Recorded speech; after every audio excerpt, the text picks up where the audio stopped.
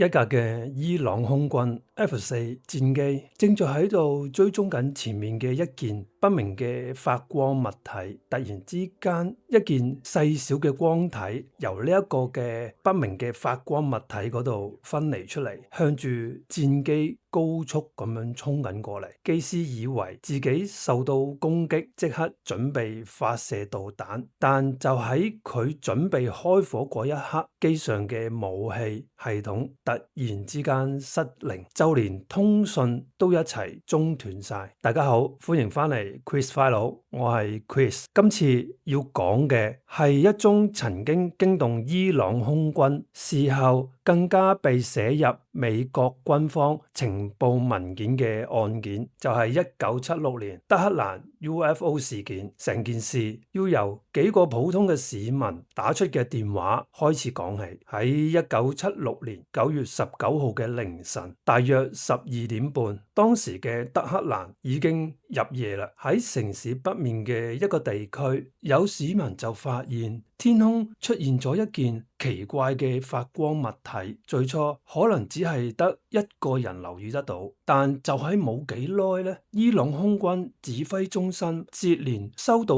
4個嘅電話，幾個打電話嚟嘅市民都話德黑蘭上空有一件不明嘅物體，不過佢哋對嗰件嘅物體嘅形容就完全唔一樣。有人話睇落好似一隻雀仔，亦有人覺得嗰樣嘢似一架開住燈停留喺半空嘅直升機嚟。淨係聽到呢啲咁嘅形容，的確都好難判斷天空出現嘅究竟係乜嘢，因為夜晚由地面望上去咧，四周圍又冇其他物件可以比較得到。一點遠處嘅燈光究竟有幾大，距離有幾遠，甚至有冇移動啊，全部都可能睇錯。所以空軍指揮中心嘅當值人員最初都冇覺得發生咗啲乜嘢嘅大事，但佢認為市民見到嘅可能只係一粒比較光嘅星嚟。不過呢，既然有人話似直升機，空軍方面亦都有向機場控制塔嘅中心查問，睇下當時附近係唔係真係有直升機飛緊。得到嘅答案係冇嘅，當時嗰一帶並冇直升機升空。照正常嘅情況，事件去到呢一度，好可能就會當成市民睇錯嘢，記錄低之後就咁樣就算數噶啦。但電話一個接一個咁樣去打入嚟，當值嘅軍官開始都覺得唔對路喎。最後佢決定唔再坐喺辦公室入面，親自行出去望一望。佢抬頭望向德黑蘭北面嘅天空，果然見到有一點喺度，仲係非常之明亮嘅光嚟。根據後嚟嘅軍方報告，佢見到嘅物體外表好似一粒星，但係比一般嘅星光仲要大，亦都比一般嘅星光得多。去到嚟呢一刻，事件已經唔再只係幾個市民嘅口供嚟，因為連空軍嘅當值軍官都親眼見到天空有一點冇辦法即時辨認嘅光。佢即時將嘅情況向上級匯報，軍方最後咧就決定，與其係繼續喺地面估啊，不如直接派一架戰機升空啦，睇清楚嗰樣嘢究竟係控制塔未有通報嘅飛行器，定係其他物件嚟呢？命令好快就傳到位於德黑蘭以西嘅空軍基地啦。負責執行任務嘅係一架 F4幽靈式嘅戰鬥機。當年嘅伊朗同美國嘅關係都非常密切，空軍亦都配備咗大量嘅美製戰機。F4本身可以執行攔截同埋作戰嘅任務，並唔係普通嘅小型飛機嚟。凌晨1點半，第一架 F4正式起飛啦。佢哋收到嘅任務表面上非常之簡單，就係飛去德黑蘭嘅上空，要揾到市民同軍官所見到嘅嗰點光，再確認佢究竟係乜嘢嚟。但戰機離開基地之後冇幾耐呢，機組人員已經發現前面嗰件物體嘅光芒遠比佢哋原先想想象之中更加強烈，甚至仲未飛到德黑蘭，佢哋已經喺大約70英里之外，清楚咁樣見到嗰點光。第一架 F4即刻調整方向，開始向住嗰件嘅不明物體接近啦。嗰件物體當時係位於德黑蘭以北大約40海里嘅，雖然雙方咧都仲隔住一段相當遠嘅距離，但機組人員完全唔需要靠雷達先可以揾到佢，因為嗰件物體實在太過光啦。戰機仲喺70英里以外，機組人員已經可以用肉眼睇得清清楚楚。由遠處咁樣望過去呢，佢就好似喺夜空入面一粒非常之光嘅星星咁樣。不過第一架 F4今次升空就係要確認佢究竟係乜嘢，所以機師並冇停喺遠處咁樣去觀察佢，而係繼續向住目標咁樣飛過去。70英里咧，50英里、40英里咁樣，戰機同嗰件物體嘅之間嘅距離一路咁樣去收窄，由頭到尾機組人員都冇辦法單憑外形確認前面嗰樣嘢係一架飛機定係其他嘅物件，直到雙方嘅距離縮窄到大約25海里，機上突然間出現問題。首先中斷嘅係無線電通訊，機師冇辦法再透過 UHF 無線電同地面聯絡。但出問題嘅唔止係對外通訊啊，就連前座嘅機師同埋後座嘅機員之間使用嘅機內通話系統都一齊失靈，即係話兩個人明明坐喺同一架戰機入面，就連機入面嘅通訊都用唔到。對一架夜間飛行緊嘅戰鬥機嚟講，呢個情況都相當之危險嘅。機師唔單止聯絡唔到地面，仲冇辦法再信任機上原本用嚟判斷飛行狀態嘅儀器。前面係一件身份不明、光度好光嘅物體，機上嘅通訊同儀器就突然一齊失靈。喺呢種情況之下，機師已經冇可能繼續向前攔截啦，佢只能夠放棄接近，調轉方向飛翻去空軍基地。但奇怪嘅情況亦都喺戰機轉向之後出現，當第一架 F4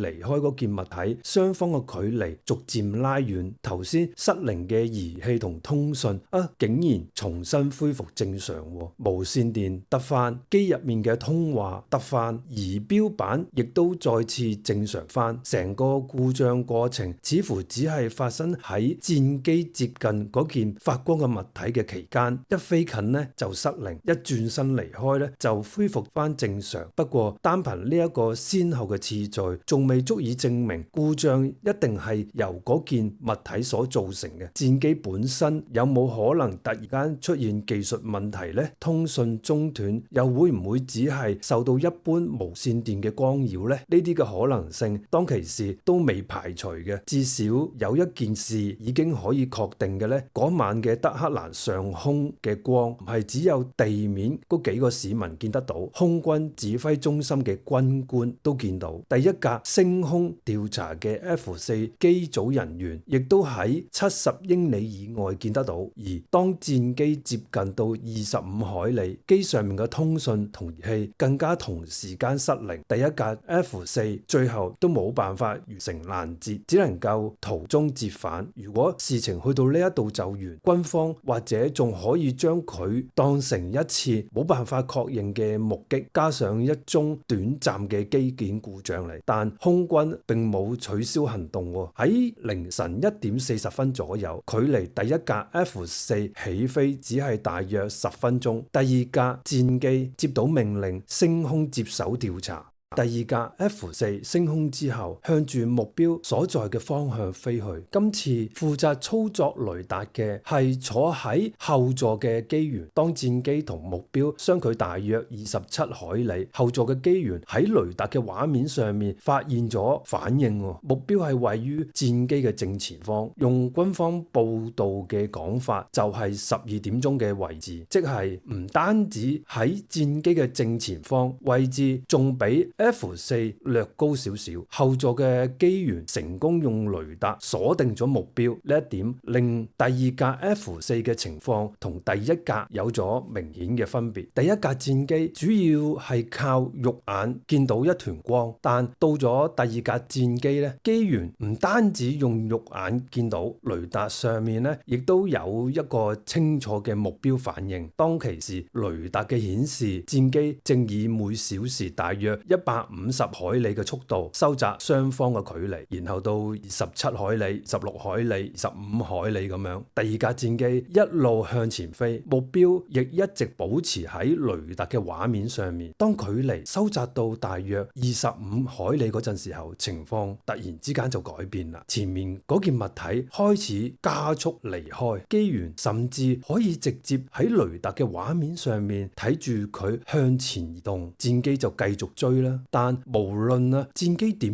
樣去接近，雙方嘅距離始終都係維持喺25海里左右。戰機一向前，嗰件發光物體就向前，戰機加速，佢亦都跟住拉開，嗰25海里就好似變咗成一條始終跨唔過去嘅界線咁樣。不過要留意，軍方嘅報道只係記錄咗雷達上見到嘅變化，冇寫明第二架嘅戰機當其時飛到有幾快，亦都冇辦法單憑呢一段嘅資料計算出嗰件物體嘅實際速度。可以確定嘅就係機員嘗試接近期間呢，目標一直將距離保持喺大約25海里。後面嘅機員再觀察翻雷達嘅回波，報告形容嗰個回波嘅大細同一架波音嘅707空中加油機差唔多似。波音707並唔係一架細嘅飛機嚟，機身嘅長度係超過40米，遠比 F4 戰機更加龐大。但呢度所講嘅係雷達嘅回波大小相若，但唔代表嗰件物體嘅實際體積一定係同波音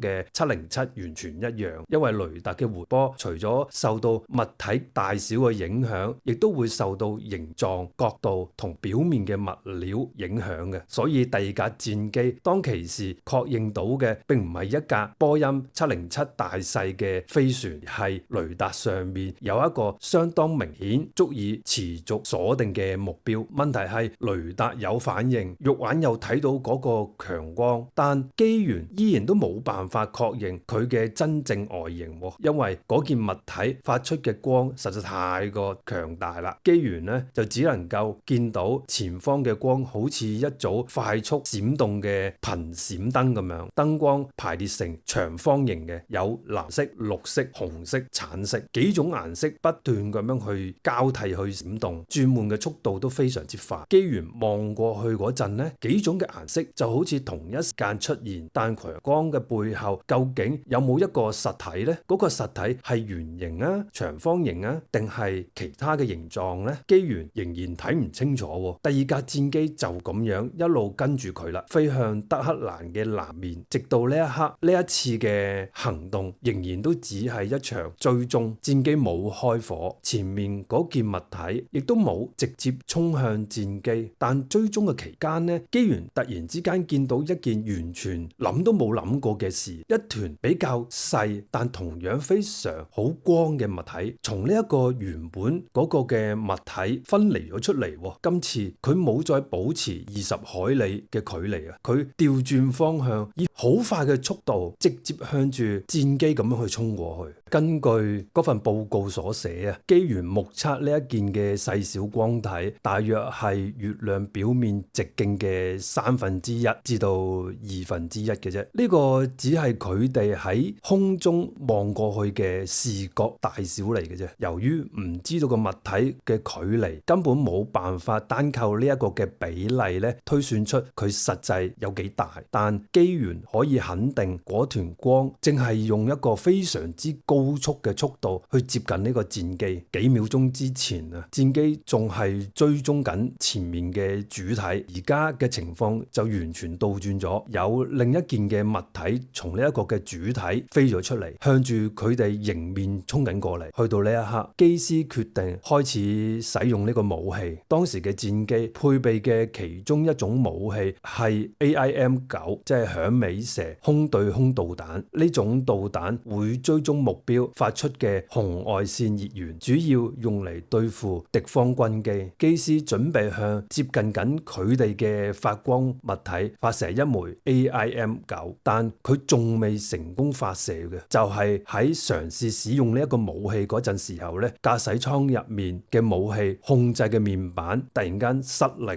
與此同時啊，UHF 無線電同機內通話系統亦一齊失靈，前面嘅機師都冇辦法同地面正常聯絡，就連前面同埋後邊兩名嘅機組人員之間嘅通話都中斷咗。呢一個情況同第一架嘅戰機遇到嘅情況非常之相似。第一架嘅戰機接近主體去到大約25海里嗰陣時候咧，儀器同通訊突然之間就失靈啊嘛。第二架戰機今一次就係喺準備動用武器嗰一刻，武器嘅控制同通訊同時間都失效喎。但有一點一定要講清楚嘅，喺呢份報告佢係咁寫嘅：機師嘗試發射一枚 AIM-9，唔係導彈已經射咗出去之後失控，亦唔係導彈打中目標再俾對方截住嘅。實際嘅情況就係武器控制嘅面板突然間失效，導致到根本冇成功發射過，而嗰團光仲繼續高速咁樣去接近佢哋。機師已經冇辦法使用武器啦，通訊亦都斷咗，佢只能夠立即避開啦。戰機即刻急速轉彎，同時做出一次負 G 嘅俯衝。咩叫負 G 呢？可以簡單理解成為戰機突然間向下咁樣衝。平時戰機拉高個機頭，機員呢就會感覺自己被好大力壓落嚟嘅座椅，而負 G 呢就相反啦。當戰機快速向下俯衝嘅時候咧，機員嘅身體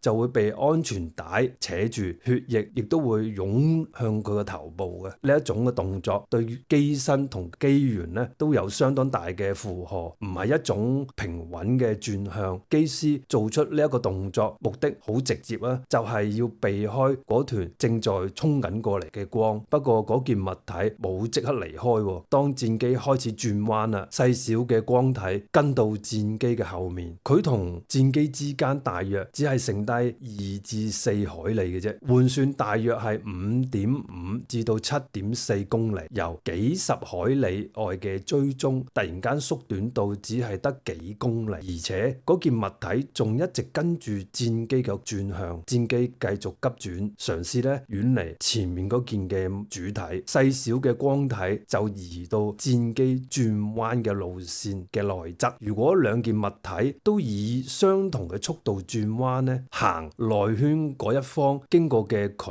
離會比較短嘅，即係話佢唔係單純跟住戰機嘅尾後邊咁樣飛，佢移入咗個內圈，沿住一條更加短嘅路線，跟住戰機完成嗰個轉向之後咧，嗰件光體突然間離開咗戰機，佢就飛翻入原本嗰個主體嘅旁邊，同主體重新匯合。官方嘅報告對呢一次嘅匯合咧就用咗 perfect rejoin 呢個講法，即係細小嘅光體返回主體嗰陣時候，過程相當之準確而且係完整嘅。直到嗰個光團啊離開咗之後，戰機嘅通訊同武器嘅控制先至回復正常。由細小嘅光體分離衝向戰機，到武器系統失靈，再到機師急轉俯衝，成個過程入面咧都冇任何嘅導彈真正射過出嚟，亦都冇證據顯示兩邊曾經發生實際嘅碰撞。但呢件事咧仲未完嘅，細小嘅光體咧啱啱同主體重新匯合啊嘛，機師又見到另外一團光啦，從主體嘅另外一邊出現。今一次佢冇飛向戰機，而係以極高速嘅好直向住地面咁樣墮落。機師望住嗰團光一路向下咁樣衝，甚至已經預計地面隨時會發生一次猛烈嘅爆炸噶啦。但佢哋最後見到嘅情況咧，就完完全唔似墜機喎。嗰團光接近地面之後咧，突然之間就慢咗落嚟，最後佢好似輕輕咁樣停落咗喺地面上面，冇火球，亦都冇爆炸，亦都睇唔到任何撞擊所揚起嘅灰塵。但光體停低咗之後咧，仍然發出非常之強嘅光。地面被照到嘅範圍咧，大約有2至3公里。喺漆黑一片嘅郊外啊，咁大範圍突然間被強光照光晒咧，戰機上面嗰2名嘅機師咧都睇得非常之清楚。佢哋決定飛低啲，繼續去觀察。當其時啊，戰機原本飛行嘅高度大約係25000尺，之後一路降到大約係15000尺。機師一邊圍住附近嘅空域嚟飛行，一邊記住光體所在嘅位置，方便第2朝再派人到現場搜索。但佢哋冇即刻去降落喺現場啊！戰機本身唔可能隨便咁樣去降落喺一啲嘅荒野嘅地區，當其時又係深夜，下面嘅環境完全都睇唔清楚嘅，所以機師只能夠從空中確認大概嘅位置，然後飛翻機場。去到呢個階段啊，成個嘅攔截任務啊，似乎終於都接近尾聲啦。不過由於機師長時間咁樣去望住呢個強光，雙眼都已經適應咗好光嘅環境。當佢哋準備翻去漆黑嘅駕駛艙嗰陣時候咧，夜間嘅視力一時之間都調整唔切啊，所以戰機冇立即降落，佢哋先喺機場嘅上空盤旋咗幾個圈，等雙眼重新適應黑暗之後，先至準備再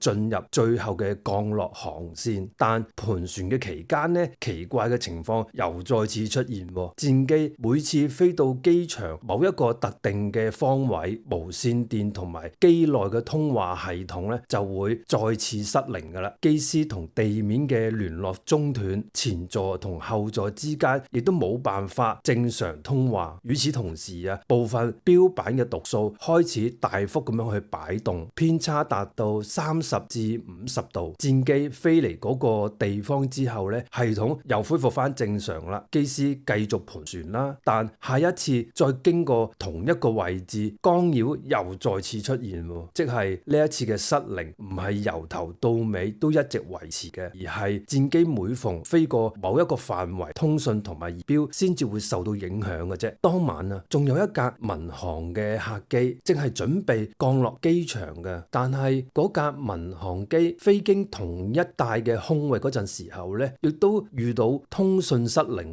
不過民航機員咧就冇報告見到任何乜嘢嘅飛行物體啦。呢一點咧都非常之重要嘅，因為今次所受到嘅影響啊，再只係負責攔截嘅軍用戰機，同一時間經過附近嘅民航機亦都出現通訊嘅問題。戰機完成盤旋之後咧，開始進入最後嘅降落航線啦。機師以為今次終於都可以翻到地面嘅啦，但戰機仲未落地，佢哋又見到另一件物體啦。呢件物體出現喺大約1萬高尺，外形同之前見到嘅嗰幾團光咧就有所唔同啦。機師形容啊，佢呈圓柱形嘅，目測嘅大細咧大約同一架 T-33教練嘅機差唔多嘅啫。圓柱形嘅物體兩頭咧都各有一盞非常之光而且持續發光嘅燈，中間就有一盞不停咁樣去閃動嘅燈。機師即刻向控制塔問啦，附近仲有冇其他嘅飛機呢？控制塔就回答啦，喂，冇喎，嗰個位置冇其他嘅飛機喎。圓柱形嘅物體就從戰機嘅上方飛過嗰陣呢，控制塔一開始就並冇睇得到嘅，直至戰機嘅機師叫佢哋望向山區同埋煉油廠之間，控制塔嘅人員先至發現嗰個物體，即係最後呢一個目標唔單止戰機上面嗰2名嘅機組人控制塔人員喺收到指示之後，亦都從地面望得到佢哋由第一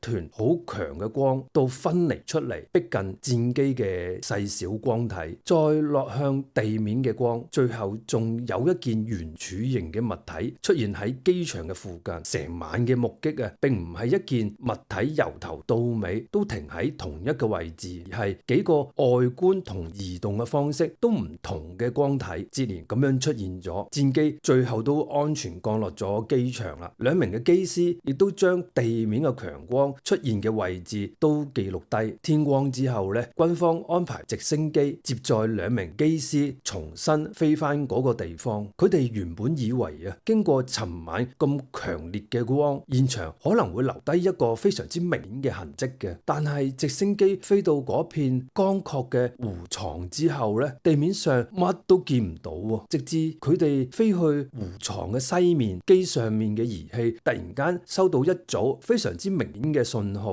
而嗰個信號最強嘅位置咧，正正係嚟自一間周圍係一個花園嘅細屋。軍方人決定將直升機降落，直接向屋入面嘅居民查詢啦。佢哋問：喂，尋晚有冇見到或者聽到任何奇怪嘅事啊？喂，屋入面嘅人就回答啦：尋晚確實係發生過一啲好唔尋常嘅情況啊！佢哋話聽到有一陣非常之大嘅聲，同一時間外面出現過一下非常之好強烈嘅光，光到咧就好似閃電一樣嘅。佢哋所講嘅時間同埋位置，同戰機嘅機師前一晚見到嘅光頭落向地面嘅區域係好接近嘅。一邊係空中嘅機師見到強光落咗地面，另外一邊係地面細屋入面嘅居民聽到巨響，同時見到好似閃電一樣嘅強光。而第二朝，軍方又係喺嗰間屋嘅附近收到強烈嘅信號，不過報告冇講嗰間屋入面揾到任何儀器，亦冇話軍方發現咗金屬碎片、燒焦嘅痕跡或者其他不明嘅物件。佢只係將直升機收到嘅信號同居民嘅說法記錄低。去到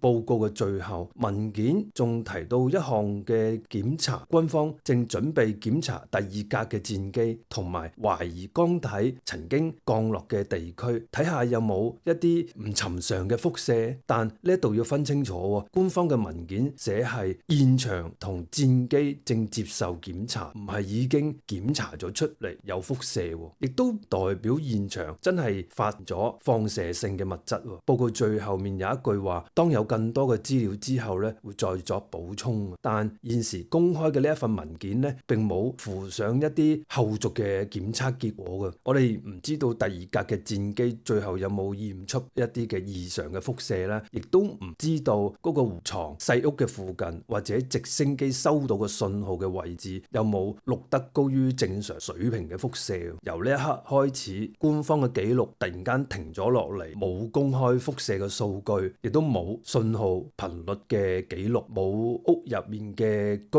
民整嘅口供。軍方嘅直升機喺細屋嘅附近收到嘅信號究竟係乜嘢嚟嘅呢？第二架嘅戰機同懷疑降落地點嘅輻射檢查又有冇驗出一啲乜嘢嘅輻射呢？公開嘅文件都冇交代到呢一兩件事。但係喺1976年9月19號嗰一晚發生嘅事呢，並冇就咁樣留喺伊朗嘅空軍內部。事件發生咗4日之後呢，美國駐德黑蘭國防武官嘅辦公室將收到嘅資料整理成一份正式嘅報告，發出嘅日期係1976年9月23號。文件嘅標題都非常之直接嘅，就係話伊朗目擊不明飛行物體。份報告由德黑蘭發出之後，分發去美國多個軍事同埋情報嘅部門。收件名單包括美國國務院、中央情報局、國防情報局、國家安全局、參謀長聯席會議同埋陸軍、海軍、空軍嘅相關部門。文件嘅分發資料亦都顯示白宮係有收到副本嘅，所以今一日網上成日有人話德黑蘭 UFO 事件驚動咗白宮。從文件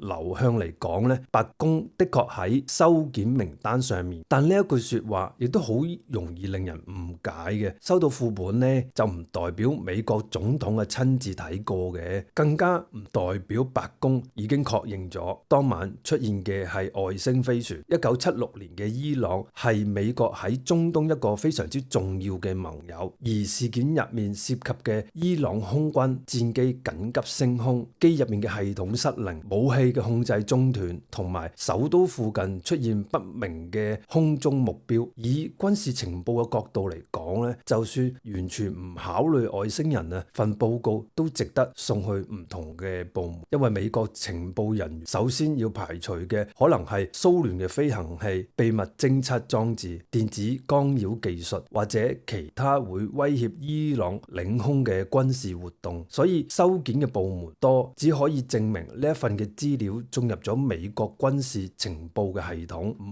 可以單憑收件嘅名單就話美國政府已經知道物體係乜嘢。真正令呢一份文件特別嘅咧，唔係佢送到有幾高層，而係報告後面附帶嘅一份情報評估。負責評估嘅人一開頭就寫低咗一句，就話呢一份係非常之出色嘅報告，跟住再話呢一宗嘅事件具備研究 UFO 現象所需要嘅全部條件，足以被視為一宗經典嘅案例。點解咁樣去評價咁高嘅呢？但值得研究同埋已經查明係兩枚文件，冇寫物體係嚟自外太空，亦都冇寫機師遇到外星飛船，亦都冇話美國嘅情報部門已經知道物體真正嘅身份。佢哋肯定嘅係報告嘅質素、證人嘅背景同埋成件事入面出現咗多種嘅互相配合嘅觀測資料。至於當晚嘅天空上面嗰件物體究竟係咩嚟嘅呢？文件仍然將佢哋列為不明。呢一個分別非常之重要，因為多年之後有人將非常之出色嘅報告講成為美國國防情報局確認外星人，原文根本咧就冇作出過呢一個結論。份文件只係話呢一宗事件唔應該被輕易忽略，但一宗嘅報告被評為經典嘅案例，代表當中每一個嘅細節都有問題。當資料公開之後咧，亦有人提出全唔同嘅解釋。喺外國一啲研究 UFO 有另外嘅睇法，佢哋認為成件事咧最初嘅強光咧係木星嚟嘅，彩色嘅閃光可能係大氣嘅擾動嚟，或者喺好遠嘅飛機嘅燈嚟，而雷達鎖定咗嘅另外一個目標咧，有可能係其他嘅飛機，而兩架戰機佢哋分別出現獨立嘅系統失靈咧，可能係兩架戰機佢哋本身係有一啲機件嘅故障，機場附近本身又存在一啲嘅通訊干擾嚟嘅啫。幾團高速移動嘅光其實係流星嚟嘅，同埋一啲嘅遠處嘅飛機，又或者機師嘅視覺錯誤咁樣判別嘅啫。仲有第二朝收到嘅信號，其實就係嚟自一個同事件冇關嘅緊急信號，佢哋亦即係話可能係另外一架 C-141，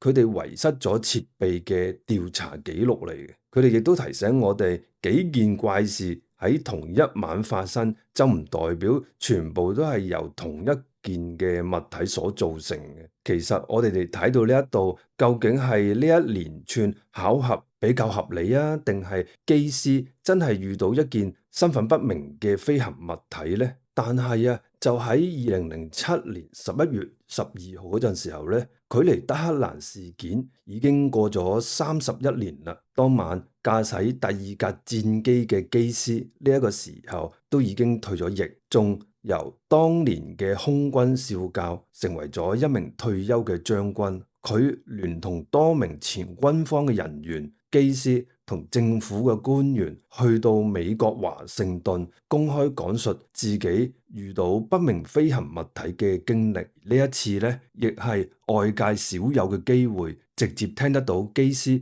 本人完整講返1976年嗰一晚。但有一點先要講清楚嘅呢，我哋前面一直引用嗰份1976年美國國防武官嘅報告，並唔係機師親手所寫嘅口供嚟。嗰份文件係由美國駐伊朗嘅軍方人員根據伊朗方面提供嘅資料整理而成嘅。報告入面咧，甚至冇寫出兩名機師嘅姓名，即係話喺1976年嗰份文件係一份接近事件發生嘅時間，但經過整理嘅情報報告，2007年嘅證詞啊，就係當事人相隔31年之後親口講翻自己嘅經歷。兩份嘅資料都有價值嘅，但唔可以當成完全相同嘅證據嚟將兩個版本放埋一齊嚟比較呢。首先會發現成件事最重要嘅骨幹其實都冇乜嘢大變化。機師後嚟講到嘅雷達接觸、彩色嘅強光、細小嘅光體由主體分離出嚟，迎面衝向戰機，準備發射導彈嗰一刻，武器同通訊失靈，以致另一團光向地面下降，全部都已經出現喺1976年嗰份報告入面。所以德黑蘭事件最離奇嘅部分並唔係機師幾十年後先至添加落去，至少係事發後幾日美國方面收到嘅資料已經有相同嘅記錄。不過呢，兩個版本之間的確有幾個值得留意嘅出入。第一個係大型光體嘅外形啦。1976年報告主要形容嗰個目標不斷發出藍色、綠色、紅色同埋橙色嘅強光。由於嗰啲光實在太強啦，機師根本睇唔清楚物體本身嘅真正外形。但到咗多年之後咧，機師就更加明確咁樣形容嗰件物體就好似一粒鑽石咁嘅樣，或者係呈菱形。呢一個菱形嘅輪廓咧，有可能係機師當晚真係見到嘅咁嘅樣，只不過最初嗰份報告冇詳細記錄落嚟，但亦有可能當年記得最清楚嘅只係幾組彩色嘅燈光。經過31年之後，呢幾組嘅燈光喺記憶入面慢慢組成咗一個更加完整嘅形狀。當晚冇駕駛艙嘅攝影，亦都冇一幅可以確認係機師事後即時畫低嘅草圖，所以呢一點呢，我哋都冇辦法去判斷嘅。第二個出入呢，就係彈射椅啦。機師後嚟曾經講過，當戰機嘅武器同通訊失靈嗰陣呢，連彈射系統都冇反應。如果真係連彈射椅都失靈嘅話，情況就比普通嘅電子干擾就更加奇怪啦。問題係呢，1976年原始嘅報告只寫到武器控制、無線電同機入面嘅通訊突然間中斷嘅啫，冇提過彈射座椅發生故障，亦都冇寫過機師曾經拉動彈射嘅把手，所以武器同通訊失靈有早期嘅文件支持，但係咧連彈射椅都冇反應，就主要嚟自機師多年之後嘅說法。原始嘅報告冇寫，就唔代表呢一件事一定係冇發生過嘅，因為情報嘅報告始終只係摘要，未必會記低機師每一個動作。同樣嘅道理咧，我哋亦唔可以將後嚟出現嘅細節直接包裝成1976年文件已經確認嘅事實嚟。但如果機師當其時嘅判斷係冇錯嘅話，咁兩架戰機遇到嘅就唔會只係一粒星啦，一架普通嘅飛機啦，或者一團流星嚟，而係一件可以避開戰機干擾系統，甚至釋放其他物體嘅飛行器嚟。偏偏就喺最關鍵嘅呢一步咧，現有嘅資料其實係證實唔到嘅，所以機師喺2007年嘅證詞入面並冇推翻1976年嘅原始報告，相反兩個版本嘅主要內容都相當一致嘅，只不過咧去到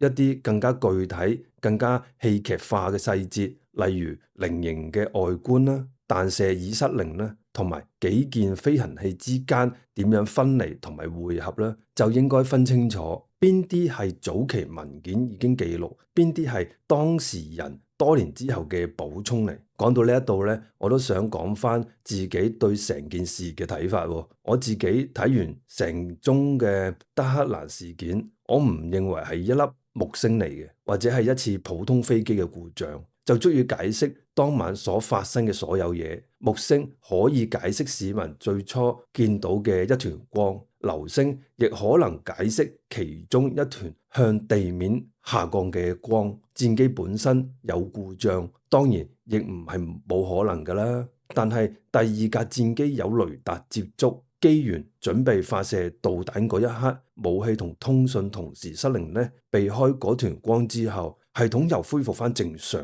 呢幾件事撞埋一齊，我覺得唔可以求其用一句機師睇錯咗係木星就咁樣帶過咯。但另一方面呢，我亦唔會話呢一宗嘅事件已經證明咗外星飛船存在，因為最關鍵嘅原始雷達畫面、通訊錄音、完整嘅維修記錄同地面檢測嘅結果，全部都冇保存落嚟。冇咗呢啲嘅資料，我哋證明唔到雷達上面嘅回波同機員肉眼見到嘅光究竟係咪同一件物體嚟，亦都證明唔到戰機嘅系統故障一定係受到外來嘅光擾。所以我自己嘅判斷係，當晚兩架嘅戰機應該真係遇到過一個佢哋冇辦法辨識嘅，亦都冇辦法正常接近嘅目標。至於嗰件嘢究竟係一架秘密嘅飛行器啊，一連串極端嘅巧合啊，定係一種我哋到今一日仍然係未了解嘅現象嚟呢？而家所有嘅證據都未足以落結論嘅。但1976年嘅德黑蘭事件絕對唔係一句睇錯木星就可以完全解釋得清清楚楚。亦正正因為係咁樣啊，差唔多50年之後，呢一宗嘅事件仍然喺 UFO 嘅歷史入面最具爭議嘅，亦都係最難完全拆解嘅軍事目擊事件之一。好啦，今一集嘅 Quiz File 就講到呢一度。如果你對德黑蘭事件有其他嘅睇法，歡迎喺下面留言話俾我知啊！我哋下次再見，拜拜。